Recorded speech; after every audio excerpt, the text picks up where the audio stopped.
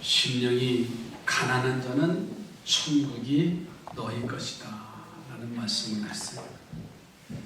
마음이 가난한 자가 복이 있대. 아멘이지요. 왜? 하나님의 나라가 그들의 것이다. 그런데 이 일에 이루는 과정은 이렇게 전개됩니다. 진실로 마음이 가난한 자, 성령의 빛 주시는 사역을 통해서 죄의 사슬에 올가매인 자신의 전체를 보게 돼. 그래서 바울이 오라 나는 권고한 사람이로다. 누가 사망의 몸에서 나를 건져내랴고 말씀했어. 그러면서 하나님의 나라는 먹고 마시는 것이 아니다. 오직 성령 안에서 의와 평강과 희락이다. 자기 자신에게 바울이 소망이 없음을 깨닫는 거예요. 그리고 그의 시선은 이 죄를 근본적으로 해결하신 예수 그리스도를 오직 바라보는 거예요. 이때 그는 예수님께서 예비하신 제사함의 은총을요 전적으로 받게 돼요. 이런 그에게 하나님의 영, 곧 성령이 임하는 거예요. 성령이 내주하는 것이지요. 내주하시는 성령의 새롭게 하시는 역사로 말미암아 그는 하나님의 실제적인 자녀로 변해드는 거예요. 오늘 우리는 하나님의 자녀인가요? 실체가 되시기 바랍니다. 나는 하나님의 자녀다. 내 안에 내주하시는 성령의 역사로 말미암아 나는 하나님의 자녀가 됐다. 여러분, 성령 안에서 거룩하고 그래서 의롭게 변화가 시작이 되어지는 거예요. 그러니 이제 하늘의 사람이 되어서 하늘의 삶을 시작하는 거예요. 이렇게 성령 안에서 태어난 새 사람을 우리는 하나님께로 난 자다. 다시 말해서 거듭난 자라고 말했어요. 하나님께로 난 자다. 우리 삼산의 성도들은 거듭난 자가 되기를 주의 이름으로 축복합니다. 거듭났다라고 하는 것은 니고데모가 예수님 앞에 나와 찾아오지요. 내가 어떻게 거듭날 수 있습니까? 내가 엄마의 뱃속으로 다시 들어가서 나와야 거듭날 수 있습니까? 라고 자기 자신에 대한 영혼의 문제를 예수님에게 묻는 사건이 나와요. 거듭난다라고 하는 일은요, 마치 이런 일이 바람이 어디로 불어오는가, 어디서 불기 시작하는가 알기 어려운 것처럼 거듭남이라는 건 참 신비로움이에요. 성령께서 행하시는 일이기 때문에요, 육신의 이해 능력으로는 포착하기 어렵다는 말이에요. 그래서 요한복음 3장 8절에 주님은 이렇게 말씀하십니다. 바람이 임으로 불매 내가 그 소리는 들어도 어디서 와서 어디로 가는지 알지 못하나니 성령으로 난 사람도 다 그러하니라. 아멘. 바람이 임의로 부는데 어디서부터 어디로 부는지 알 수 없어요. 그런데 거듭난 자의 달라진 모습은 알 수가 있어요. 여러분, 바람이 분다. 저는 이 동네에 참 오래 살아가지고 겨울만 되면 창문만 밖에 보면 오늘 날씨가 추우네 춥지 않네를 어떻게 하냐면, 지금은 이제 갈산동에 그 건물이 없어졌어요. 럭키 카본이라고 하는 큰 높은 굴뚝이 하나 있습니다. 갈산동에 이마트 자리고 앞에 지금 큰 건물이 이제 공장 빌딩 건물이 들어섰잖아요. 그 자리에요. 겨울이 되면 하얀, 그건 24시간 뭐 1년 내내 하얀 연기가 굴뚝이 높아서 올라와요. 그런데 바람이 부는 날이면 그 하얀 연기가 이렇게 꺾여져서 불어요. 바람이 많이 부는구나. 밖에 나가보지 않아도. 또 겨울이 되면 바람이 불지 않으면, 바람이 약간 불면 또 이 연기가 꺾여서 나가면 뭐냐면 오늘 날씨가 상당히 춥네. 그거를 인지를 하는 거예요. 알게 되어지는 거예요. 거듭났다라고 하는 말이 그거예요. 이전의 모습과 이후의 모습은 마치 우리가 탄생할 때 그 이전과 이후와 아주 흡사해요. 여러분, 탄생하기 이전의 아이의 상태는 어때요? 엄마 뱃속에서 잉태가 돼서 10개월 동안 눈, 코, 귀, 입 기관이 다 형성이 되어져요. 그런데 아직은 듣지 못해요. 아직은 느끼지 못해요. 보지 못합니다. 바깥 세계와는 거의 교섭이 되지 않지. 엄마의 감각에 따라서 이 아이가 움직이기 뿐입니다. 외부 세계를 감각할 수 있는 기관들은 다 가지고 있지만 아직 잠자는 상태여서 그 세계에 대한 올바른 인식이 불가능한 거예요. 이런 아이가 엄마의 이제 태중에서 응애하고 태어나면 완전히 상황이 이제 바뀌어져요. 아기는 힘이 생겨서 몸의 운동력이 활발해요. 움직입니다. 기입니다. 고개를 저어갑니다. 그러면서 잠들었던 이 감각적인 기관들이 깨어나기 시작해요. 먼저 눈의 감각이 깨어나기 시작합니다. 그러면요, 천정에 있는 뭘 달아나요? 모비를 달아놓으면 그게 움직이는 것에 대해서 눈동자가 돌아가고요, 보기 시작해요. 잠자던 감각이 일어나는 거예요. 또 듣지 못했던 이 감각기관 귀가 열려지기 시작해서 외부의 소리를 들어요. 문이 바람에 쾅 닫히면 아이가 깜짝 놀라고, 큰 소리가 나면 움찔하고 하는 게 이제 보는 감각, 듣는 감각, 나중에 이제는 말하는 감각도 느껴지잖아요.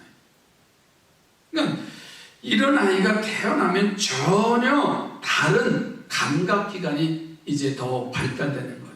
여러분, 이 말이 거듭나기 이전과 거듭난 이후의 상태 변화도 이와 비슷한 거예요. 거듭나기 전에는요, 모든 생명이 하나님 안에 있음에도 불구하고 이 감각적으로 느끼질 못하는 거예요. 마치 잠자는 영혼과도 같아요.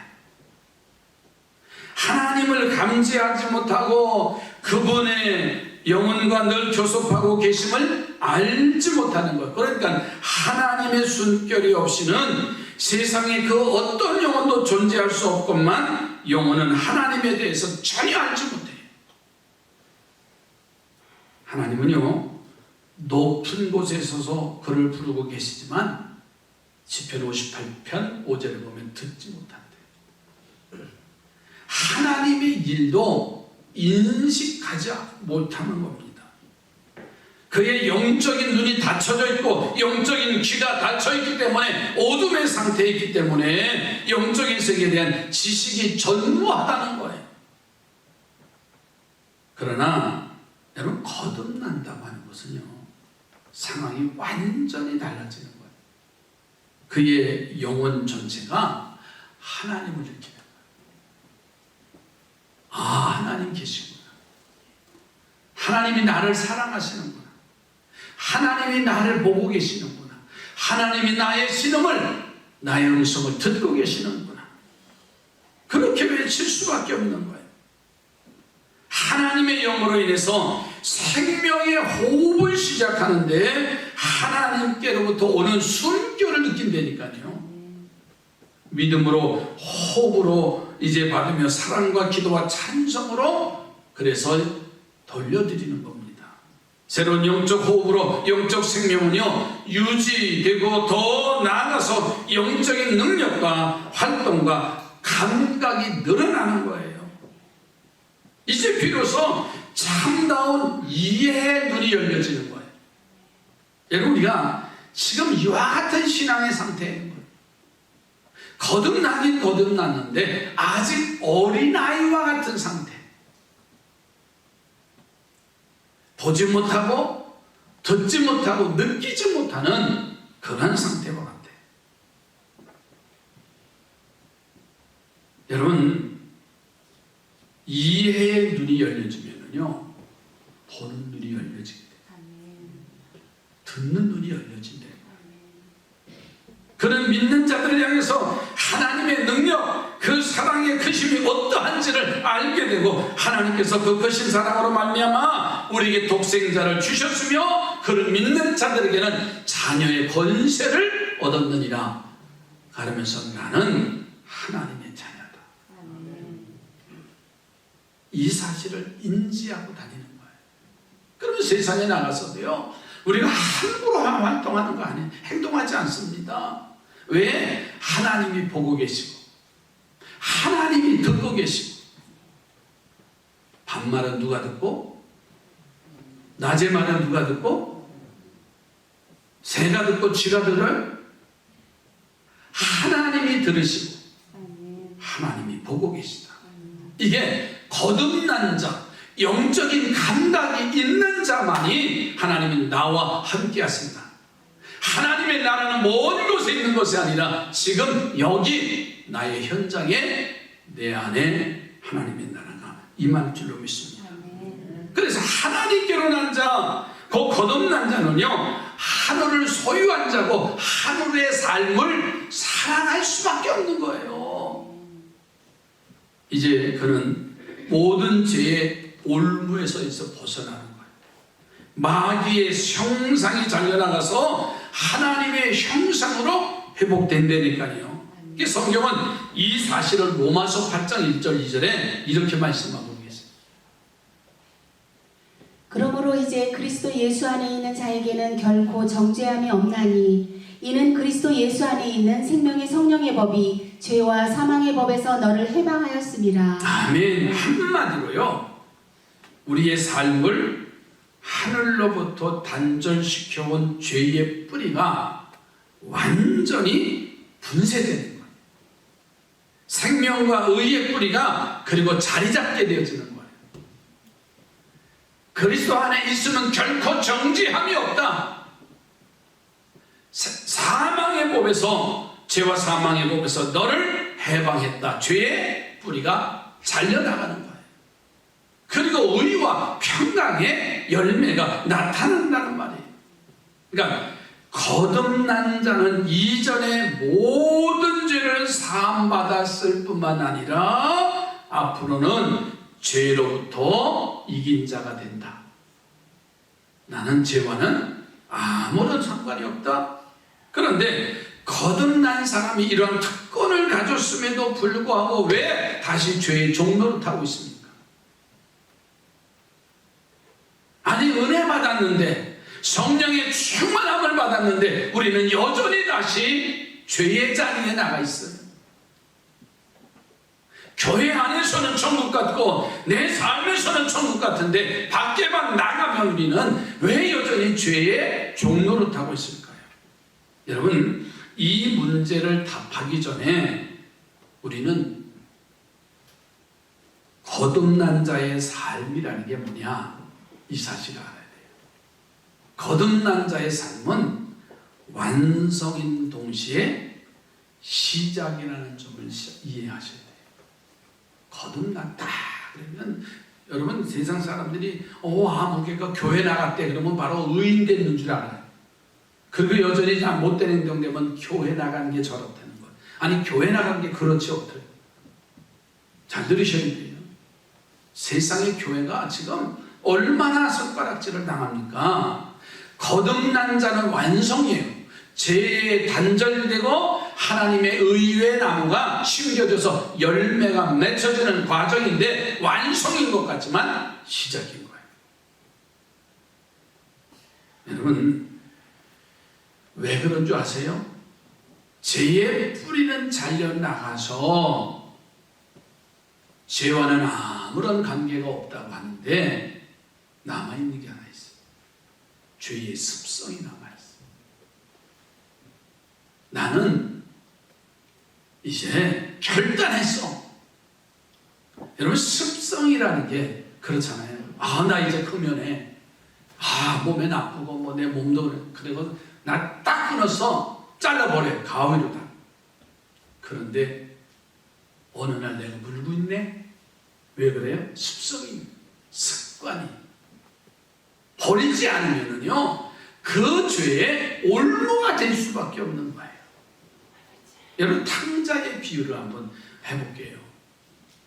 그가 아버지의 분깃을 따라서 먼 타국에 가서 짐승만도 못한 삶을 살다가 아버지 품으로 돌아와서 아버지가 잔치를 하고 금가락지를 끼우고 목욕을 시키고 그리고서는 너는 내 아들이라고 칭함을 해줘요. 이 이야기는 그것으로 끝나는 게 아니에요. 자, 이 얘기예요. 군대 가기 전에 그 아들놈이 일어나라 해도 안 일어나네. 밤을 새워서 게임하고 밤낮이 바뀌어서 저거 언제? 그 막 속이 터져요. 근데요, 군대 가서 철수하면 뭐라 그래요? 우리 아들 철들었다고 효자라고 엄마 생각하고 그런데요, 제대하고 나오면 어떻게 해요? 다시 군대 보내고 싶어. 얼마나 말 안 듣는지 뺀질뺀질하고 바로 그 얘기예요. 거듭남이라는 거는요, 죄와는 단절됐지만은 내 안에 죄의 습성이 있는 거예요. 이 아들이 아버지 품에 돌아와서 아들이라 인정을 받으면 어떻게 돼요? 이제 그제부터는 성숙한 아들이 되기 위해서 그 여행을 가야 되잖아요. 모기업에 손녀가 누가 계속 마약을 하다가 또 끄집어내면 정신 차려서 그래서 괜찮다 그랬더니 또 가서 또 거짓해가지고 할아버지가 사과하고 이 회사를 나 그만둡니다. 그래도 안 바뀌어져요. 왜? 이 습성이 남아있는 거예요. 뿌리는 잘려졌어도요, 아직도 죄 지을 수 있는 그 여지가 우리 인간에게 남아있어요. 여러분, 애통하는 자에 관한 말씀은요, 마음이 가난한 자라부터 시작이 돼요. 오늘 본문의 4절 말씀에 마음이 가난한 자는 회개하는 자를 뜻한다고 그랬어요. 회개하는 사람은 거듭남이에요. 천국이 그들의 것이라고 그랬어요. 그런데 회개하는 복음을 믿어서 제3의 은총을 입고 난 이후에 거듭난 사람에 이르는 하늘에 하늘 가는 길 전체를 이끄는 중요한 열쇠입니다. 이렇게 거듭난 자는 하나님의 자녀가 되어졌지만은 이 말이 아직은 어린아이와 같다. 갓난 어린아이와 같다는 거예요. 죄의 습성은 그대로 남아있기 때문에 이 습성을 완전히 버릴 수 있는 성숙한 어른으로 성장해 가야 되잖아요. 이 어린아이와 청년의 단계를 거쳐서 성숙한 어른의 단계로 쉼없이 성장해 나가야만이 사람의 역할을 감당하잖아요. 그래서 바울이요, 에베소서 4장 15절에 이렇게 말씀하고 있어요. 오직 사랑 안에서 참된 것을 하여 범사에 그에게까지 자랄지라. 그는 머리니 곧 그리스도라. 범사에 그에게까지 자라라. 그는 머리니 곧 그리스도라. 이처럼 갓 태어난 어린아이에게서 원기양성한 청년을 거쳐서 성숙한 어른으로 성장해 가는 과정을요, 가난한 마음에 이어지는 4가지의 형태가 나타나야 돼요. 자, 그 말이 뭐냐면, 우리가 팔복에 대해서 너무나 잘 달달달달 외우고 이렇게 된다 그러면 그냥 아멘 하는데, 심령이 가난한 자의 상태에서 시작되려면 애통하는 마음이 있어요. 그리고 온유한 마음을 가져야 되고, 의에 줄이고 목마른 자의 삶이 되어야 되고, 긍휼이 여기는 자의 삶을 살아라. 자, 이 말이 다시 말해서 애통하는 자는 위로를 받을 것이다 그랬어요.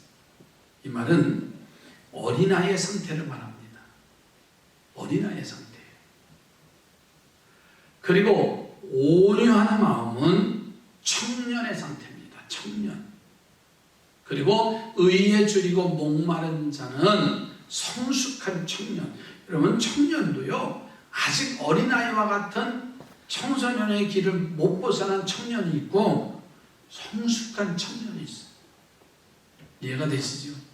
그냥 키만 크고 나이만 들어서의 청년이 아니라 이 청년은 성숙함이 무르익었어요. 그리고 긍휼히 여기는 것은 장년, 어른의 상태를 말하는 거예요. 제가 그래서 작년에도 말씀 설교 시작하기 전에 품위 있고 질서 있는 성도로 삽시다라는 말씀이 뭐냐? 어린아이의 상태에서 장년의 상태로 성장을 해가야 되는 거예요.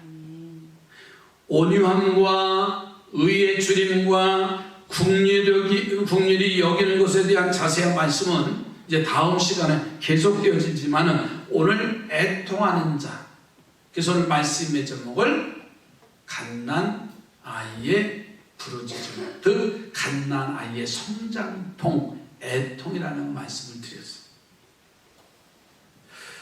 우리는 이 말을 들을 때 애통하다라는 말은요, 연상이 되는 게 뭐냐면 슬픔이라는 단어와 연상이 돼요. 그런데 슬픔이라는 건요, 내가 사랑하는 사람을 잃었거나 마음의 소원이 좌절되었을 때부터 오는 걱정, 그런 감정에서 시작된 게 슬픔이에요. 근데 여기서 주님께서 말씀하시는 애통함이라는 의미와는 근본적으로 달라요. 주님이 말씀하신 애통의 의미와 가장 근접한 예를 든다면 이 말이에요. 갓난아이가 엄마를 찾는 것과 같아요. 이 갓난아이가 표현을 못해요. 바로 태어나가지고 엄마 저쪽을 해요? 말하지 못합니다. 기저귀에 배설물을 잔뜩 배설해놓고서는 이 아이가 나 기저귀 갈아줘 그래요? 말해요? 아닙니다. 배가 고프면 엄마가 듣도록 하면서 기절하는 듯 울어요. 그럼 배고프다는 거잖아요. 울어요. 그러면 기저귀 갈아달라는 표현이에요. 엄마가 안아서 젖을 먹여내면 이 아이는 다시 새근새근 잠이 들어요. 온 세상이 자기 거예요. 기저귀를 갈아놓으면요, 이 아이가 언제 그랬는지 또 놀다가 또 잠이 들고 하는 게 어린아이의 모습입니다. 여러분, 거듭난 하나님의 하늘나라의 상태도 이와 같은 거예요. 성령으로 거듭나서 하늘의 사람이 되었지만은 아직은 어린아이의 상태라 주님을 찾아서 울부짖는 거예요. 그래서 갓 태어난 아이가 주님과의 겨루기가 두렵잖아요. 그런데 주님께 자신과 함께 해달라고 계속해서 매달리는 거예요. 나 배고파요. 나 기저귀 갈아줘요. 나 어디가 아픈데 하면서 표현하지 못하지만 몸부림치면서 애통하면서 바로 울음을 터뜨리잖아요. 여러분, 성령으로 거듭나서 하늘의 사람이 되어졌지만 아직은 어린아이의 상태와 같다는 거예요. 영혼과 이제 주님과의 사이가 거리가 멀어졌다는 것을 안타까워하는 데서 유래되는 필연적인 슬픔이 애통이라는 거예요. 따라서 합시다. 애통하는 자는 복이 있나니 그들이 위로를 받을 것이야. 그 말이에요. 나 주님과 멀어졌습니다. 나 살 수 없습니다. 나 살려주세요. 나 회복시켜주세요. 여러분, 마가복음 4장에 가서 보면 거듭난 자의 그 애통함의 내용이 나와요. 뭐냐면 예수님께서 갈릴리 호수에서 배를 빌려서 그 많은 회중에게 설교를 해요. 많은 사람들이 움직여요. 그리고 그 복음을 전하고 난 이후에 제자들에게 저 건너편으로 가자 하고서는 예수님이 그 배에 몸을 싣고서 제자들과 함께 건너편으로 가요. 너무 피곤하신지라 그 배 위에서 고물에 베개를 하고 깊은 잠에 들어요. 건너가는 과정 속에 그만 풍랑이 일어나서 그 배전에 튀고 배가 가라앉을 위기가 처합니다. 그때 제자들이 주무시는 예수님을 흔들어 깨워요. 우리가 죽겠습니다. 죽게 되어졌습니다. 주님이 일어나셔서 바람과 바다를 잔잔케 하셨다라는 얘기예요. 자, 이 말씀을 통해서 보면요, 평범한 장면이잖아요. 그런데 결코 지나칠 수 없는 심오한 영적인 의미가 그 주님과 그 풍랑에 일어나는 그 모습 속에서 볼 수가 있어요. 예수님께서 제자들과 함께 배를 타고 건너편으로 건너가는 이 과정 속에서 우리의 영혼의 하루를 키워가는 믿음의 성장 과정이 고스란히 담겨져 있어요. 이 편에서 저 편으로 주님과 함께 배를 타고 건너가는 과정은 마치 우리가 이 세상에서 하늘나라로 향하는 모습과 흡사해요. 이 편이 어딘가요? 이 편이라는 건요, 다른 말이 아니라 주님이 없는 세상이에요. 주님이 계시지 아니한 곳, 주님으로부터 멀리 떨어진 곳이라고 말하는 거예요. 저 편은 어딘가요? 주님과 함께 건너가야 할 곳이 저 편이에요. 그런데 이 편에 있는 사람들은 주님과 관계가 없는 세계예요. 이 편의 사람들은 잠을 자는 사람이에요. 영혼의 깊은 잠에 빠져있는 사람들이에요. 이들의 끝은 어떻습니까? 영원한 죽음이지요. 하나님의 심판과 저주만이 있고 하나님의 진노의 잔이 기다리고 있을 뿐이라는 거예요. 그런데 우리가요, 주님과 가야 할 저편의 자리가 뭔지 아세요? 바로 이스라엘 백성들이 그들의 조상들에게 약속한 가나안 땅, 꿀과 가나안, 이제 젖이 흐르는 가나안과 같아. 저편은 주님께서 피 흘려서 이루어 놓으신 하나님의 나라. 그러므로 주님은 지금 우리를 향해서 이렇게 선포하고 계세요. 이 편에 서 있는 영혼들이요, 죽음의 잠자리에서 깨어나라. 영원한 죽음의 잠에 빠진 자들이요, 깨어서 일어나라. 하나님 안에서 쉴 때가 이제 쉴 때까지 쉼이라는 것은 이 세상에 없다. 이 세상은 쉴 곳이 아니다. 구원의 방주로 들어가야만 한다. 이 세상의 행복은 하나에 사라질 피조물에 불과한 것이다. 영혼이 눈앞에 있다. 지금은 바로 영혼이 결정될 순간이다. 영원한 저주냐 영원한 행복이냐가 결정되는 순간이다. 이제 내게 나오라. 이제 내 배로 건너와라. 그리고 나와 함께 저편으로 가자. 나와 함께 하나님의 나라로 이사가자. 이 땅은 영원히 우리에게 행복을 줄 땅이 아니라 이 편에는 나와 아무 상관이 없는 저주만이 기다릴 땅이다. 지금 가지고 있는 것 행복한 것 아니다. 나와 함께 저편으로 가는 자만이 진정한 행복을 누릴 수 있다.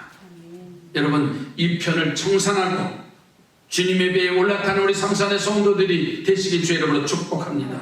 이 편에 허탄한 삶에 마음을 두지 않고 주님이 부르심에 응답하는 성도가 되십시다. 우리는 이런 사실을 회개하고 복음을 믿은 영혼, 이렇게 표현하는 거예요. 복음을 믿는 믿음. 이 믿음은요, 제3의 은총을 그래서 불러오는 거예요. 내 제3을 받았다는 주님의 자비로운 음성을 그제서야 듣는 거예요. 주님 앞에 중풍병자가 나오잖아요. 그때 내 제3을 받았느니라. 믿음으로 제3을 받았다. 주님의 음성을 들어요. 여러분, 믿음으로 이 편을 떠나서 주님의 배에 올라타는 성도가 복이 있어요. 이제 그에게 하늘의 문이 열렸기 때문에, 성령이 임하기 때문에 성령 그의 영과 더불어 하나님의 자녀라고 하는 증거를 우리가 갖게 되는 거예요. 여러분, 그러나 이제는 더 나아가야 됩니다. 이제 그에게 두 번째 사람의 국면이 기다리는데, 바로 주님과 함께 바다를 향해 나가는 거예요. 할렐루야. 이제는 정신 차릴 때예요. 그냥 예수 믿는 게, 예배당에 왔다 갔다 하는 게 예수 믿는 게 아니에요. 구원받은 자, 거듭난 자는 이 편의 삶을 청산하고 주님의 배에 올라타서 함께 가는 하나님의 나라에 그 배에 승선한 사람들이에요. 그런데 풍랑이 일어났어요. 우리가 빠져서 죽게 됐다가 아우성쳐요. 내가 물질로 어려움 당해서 부도나기 직전입니다.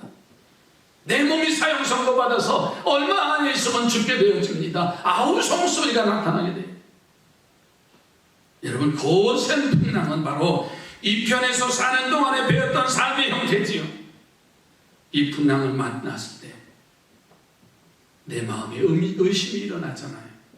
도대체 주님은 뭘 하고 계신가? 나는 이 배에 올라탔건만 주님은 왜 이리 잠잠하시는가? 나에게 아무런 답을 하시지 않는가? 라고 말할 때가 얼마나 많아요. 주님은 안 계신가? 그래도 그 배에 타르셔서 고물에 배기하고 잠을 자고 계셔요. 그런데 중요한 것은 그 제자들이 주님을 흔들어 깨워요. 주님이 일어나셔서 그 풍랑을 잔잔케 하시죠. 할렐루야. 우리 안에 있는 나와 주님과의 멀어진 관계, 이제 애통하는 심령처럼, 하나님 멀리하면 나 죽습니다. 나 배고파요. 내 문제를 해결해 주세요.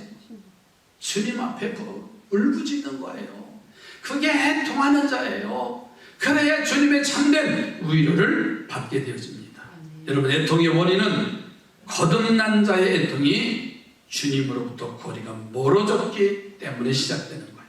그렇다면 이 거리는 도대체 왜 존재하는가?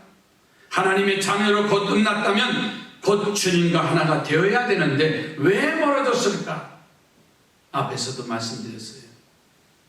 거듭남이라는 건 완성이자 시작이다. 완성된 것 같지만 시작이라는 것. 왜? 죄의 습성이 아직도 남아있어요. 아들로 인정받고 아들의 역할을 감당하기 위해서는요, 성숙한 사람, 믿음의 사람으로 한 걸음 한 걸음 나가는 거예요. 잘못된 습성을 내려놓는 거예요. 잘못된 생각을 내려놓는 거예요.